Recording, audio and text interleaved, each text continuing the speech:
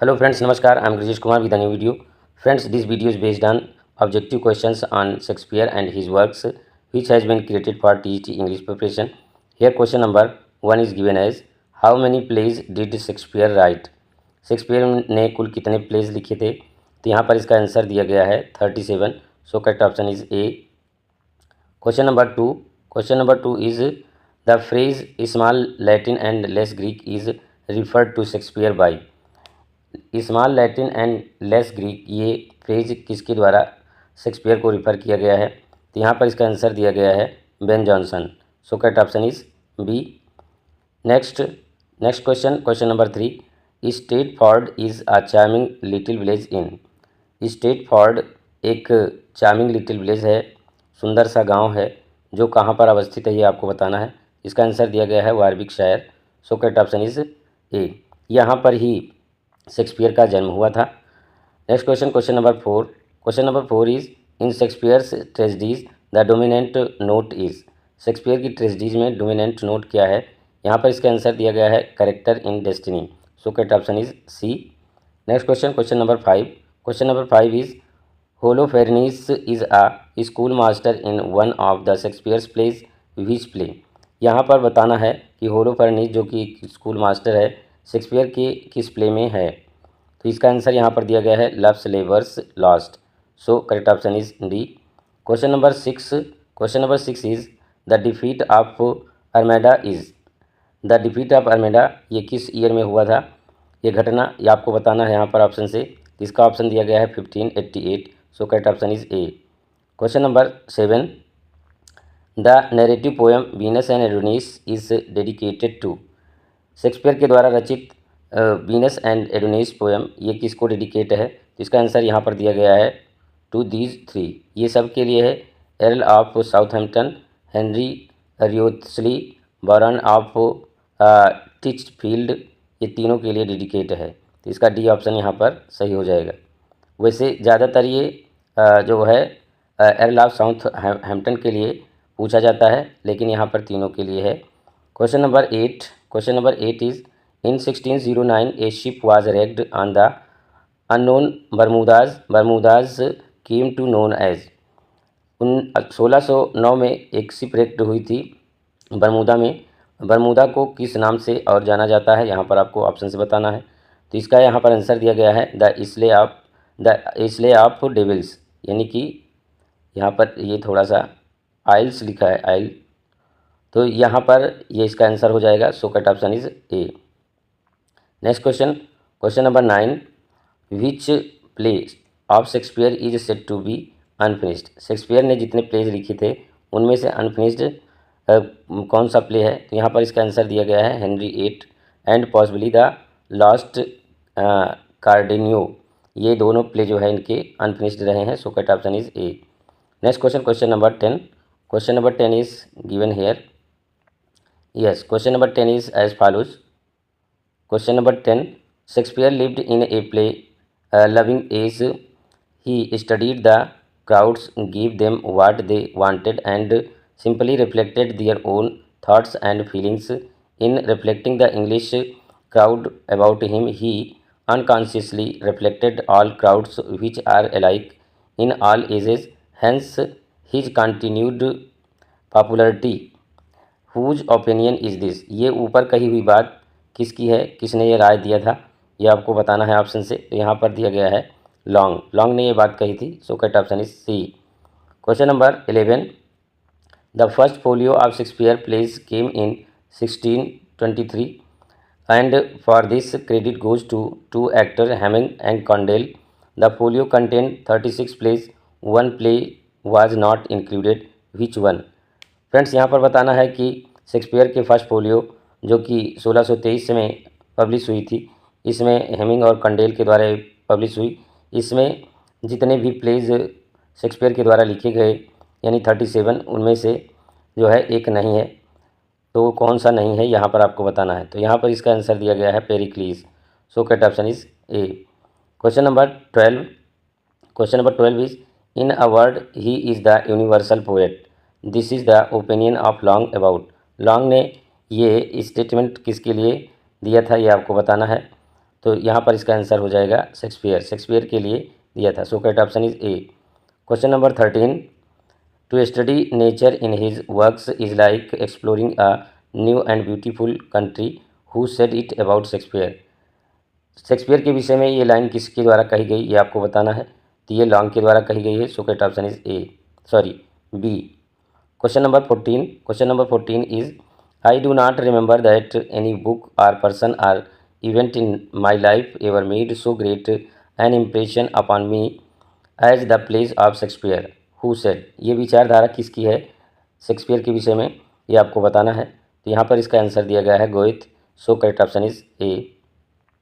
Question number 15, Shakespeare and the king James Bible are the two great conservators of the English speech, and one who habitually reads then finds himself possessed of a style and vocabulary that are beyond criticism, who wrote। ये line किसके द्वारा लिखी गई है, आपको बताना है।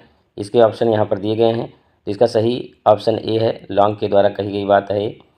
Question number 16 is, even those who read no Shakespeare are still unconsciously guided by him, for his thought and expression have so pervaded our life and literature that it is impossible, so long as one speaks the English language, to escape his influence, who said। ऊपर की line ये किसके द्वारा कही गई है, option से आपको बताना है। तो यहाँ पर इसका सही ऑप्शन ए है, लॉन्ग के द्वारा ये कही हुई बात है शेक्सपियर के विषय में। Question number 17, who published the first life of Shakespeare in 1709। 1709 में लाइफ ऑफ शेक्सपियर किसके द्वारा पब्लिश किया गया, ये आपको बताना है। तो यहाँ पर आंसर दिया गया है Nicholas Rowe. So correct option is A. Question number 18 is, who attacked Shakespeare in a pamphlet called. Remaining part of this question is given ahead. Yes, here is the remaining part. A groot's worth of wit bought with a Milton of repentance। इसका सही answer हो जाएगा Robert Greene. So correct option is A. Next question number 19 is, I loved the man and do honour in his memory on this side idolatry as much as any, he was indeed honest and of an open and free nature, who said. ये बात किसके द्वारा कही गई, किसने कहा, ये आपको बताना है। तो इसका सही आंसर दिया गया है Ben Johnson. So correct option is A. Question number 20 is, Globe and Blackfriars are the names of theatres which are associated with. Very easy है। ये ग्लोब और ब्लैक फ्रायर ये थिएटर किससे संबंधित हैं, यहाँ पर इसका आंसर दिया गया है Shakespeare. So correct option is D.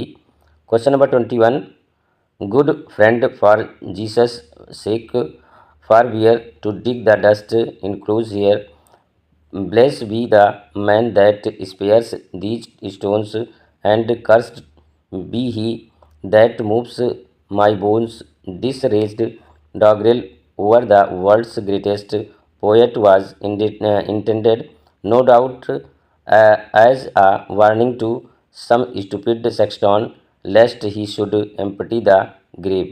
Who is this poet?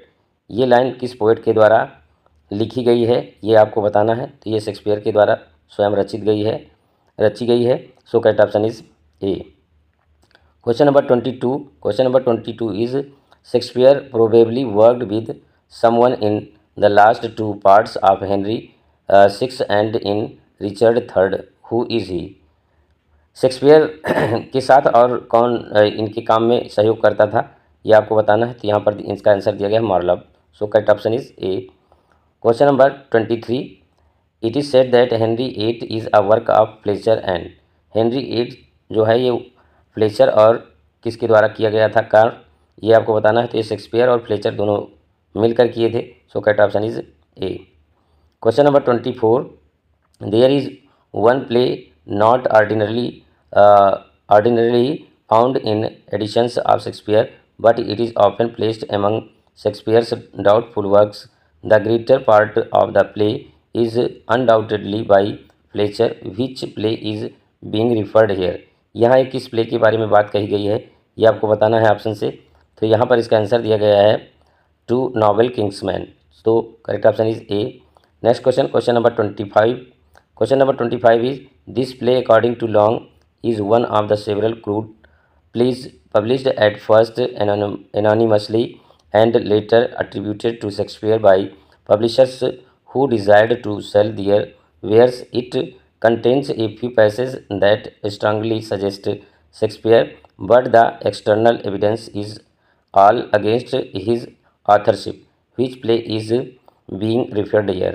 यहाँ पर उस प्ले के बारे में पूछा जा रहा है जिसके बारे में ऑथरशिप का विवाद रहा। तो इसका ऑप्शन, इसके ऑप्शन यहाँ पर दिए गए हैं आगे। Options are given ahead as here.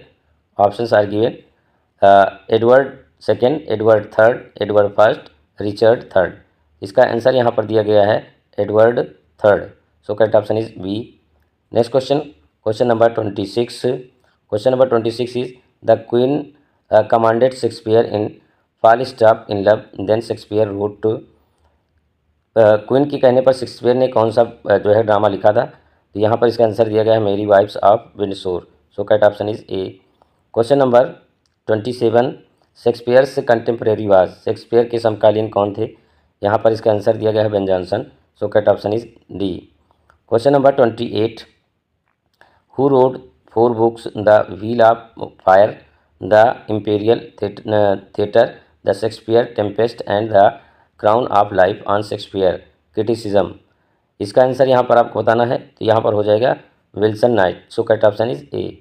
Question number 29, question number 29 is others avoid our question the word free, about whom did Matthew Arnold write. Matthew Arnold ने ये बात किसके विषय में लिखी थी? ये टीजीटी के लिए वेरी इंपॉर्टेंट है, अक्सर पूछा जाता है। तो इसका यहाँ पे आंसर हो जाएगा Shakespeare. So correct option is D.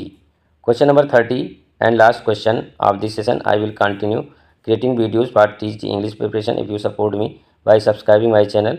Hair Helen's cheek but not her heart, Cleopatra's majesty, Atalanta's better part sad, Lucretia's modesty, who is referred here. यहाँ इस लाइन के द्वारा किसको रिफर किया गया है ये आपको बताना है। तो इसका यहाँ पे आंसर हो जाएगा Rosalind in as you like it. So correct option is A. Friends, आज के वीडियो में बस इतना ही। यदि वीडियो आपको अच्छा लगे तो लाइक करें, ना अच्छा लगे डिसलाइक करें। और यदि आपको इस वीडियो से टीजीटी के लिए कुछ लाभ मिलता है तो please support me and subscribe my channel to get notification as soon as you wish. Thank you very much. और एक बात है कि अगर आप किसी प्रकार का सजेशन देना चाहते हैं तो कमेंट के माध्यम से अवश्य दें। Thank you very much once again.